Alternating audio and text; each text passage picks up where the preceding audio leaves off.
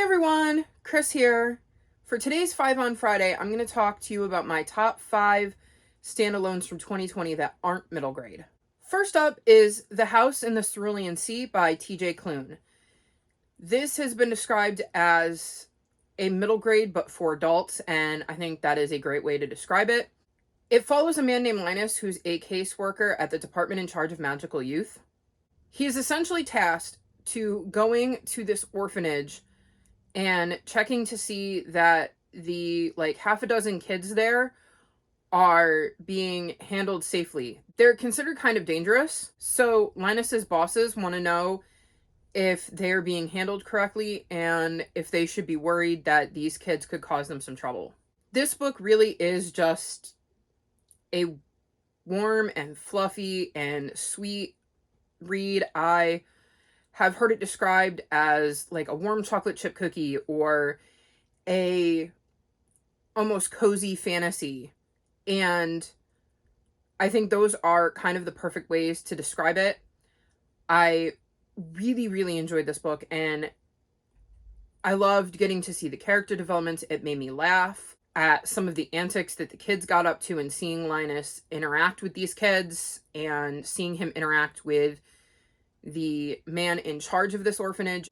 I really enjoyed seeing the man in charge of the orphanage and his relationship with the kids and how he was super protective over them. And it really gave me basically everything I loved about middle grade, but in a book that was written for adults. So I just absolutely adored that book. The next book I'm going to talk about is The Tattooist of Auschwitz by Heather Morris. This could not be further from a warm, cozy hug like The House in the Cerulean Sea. This follows a man named Lael, and he is brought to Auschwitz and ends up being the tattooist, meaning he has to tattoo his fellow prisoners in Auschwitz and give them their numbers. Through Lael, we get to see life day to day in Camp Auschwitz, and it is an incredibly difficult read. Like,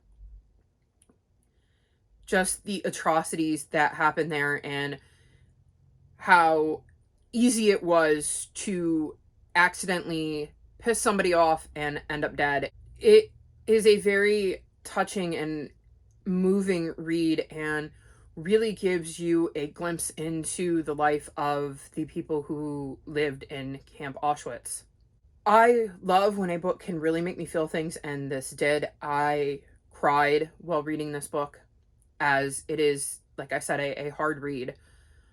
But another reason this makes my top 5 standalones of the year is because I read this back in February, and not a lot of books that I read before mid-March stuck with me, as everything from January to mid-March of last year feels like it's in a completely different year and in a completely different lifetime in a lot of ways. And so one of the reasons I put this book on my list is because of how much it stuck with me and how much I remember about this book and how it made me feel. It seems like every time I read a book about World War II and the Holocaust, I learn something new about the horrible things that these people went through, and also the strength these people had to survive, even if they didn't make it all the way to the end of the war.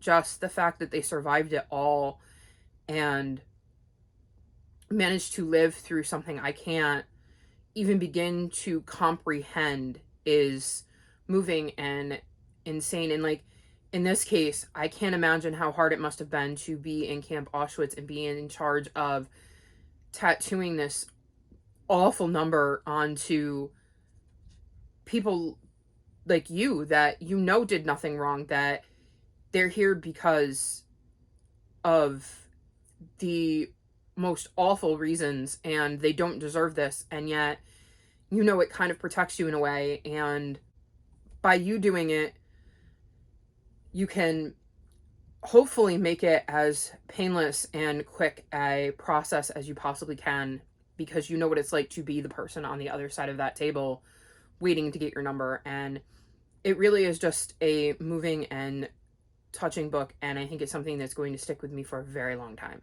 The next book is The Switch by Beth O'Leary. This follows a grandmother and a granddaughter who are each kind of stuck in their lives.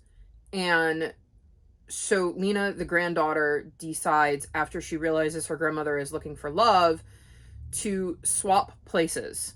So Lena goes and lives in her grandmother's kind of sleepy small town, and her grandmother goes and stays in her apartment in London, which gives her a lot more opportunities for love.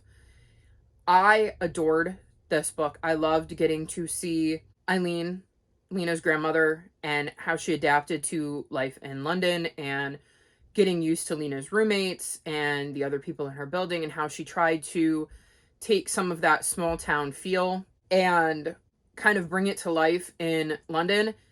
And I liked seeing Lena realize that slipping into her grandmother's shoes wasn't as easy as she thought it was going to be. I also love that with Beth O'Leary, the concept of her book sounds almost like light and fluffy, but she always manages to put some real depth into her books and some things that make you think. And so I really, really love that book. And I was torn between that one or The Flat Share, which is another book by Beth O'Leary that I just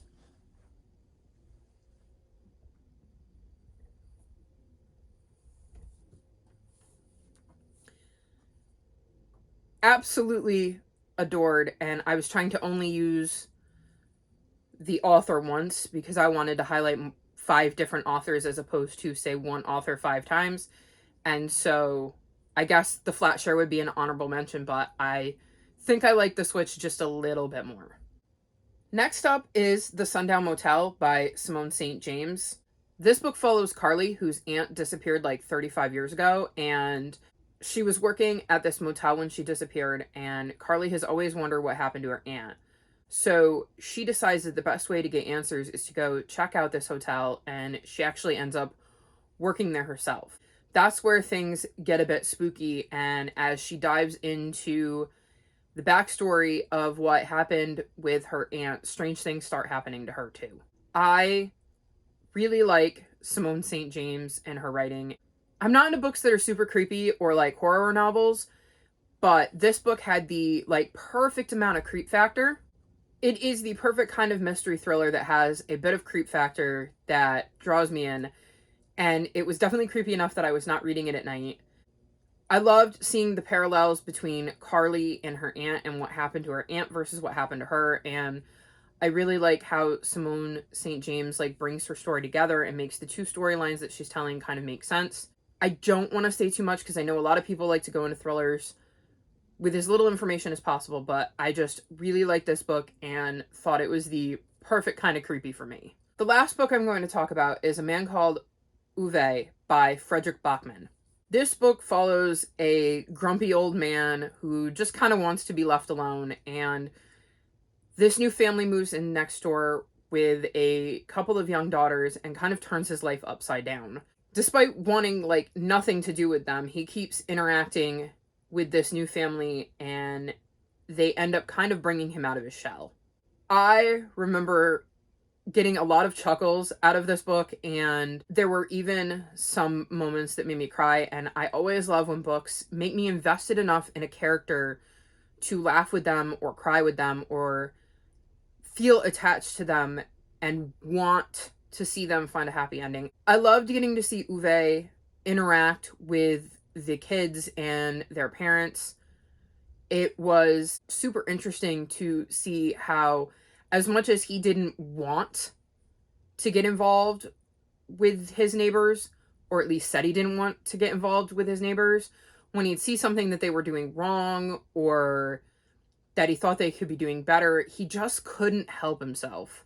This led to a lot of fun, interesting situations, and it just made it so that I did not want to put the book down. So those were my top 5 standalones of 2020. What was your favorite standalone of 2020? If you made it this far in the video, leave me a chocolate chip cookie emoji in the comments below. Like this video and subscribe to my channel, and I'll talk to you guys next time. Bye!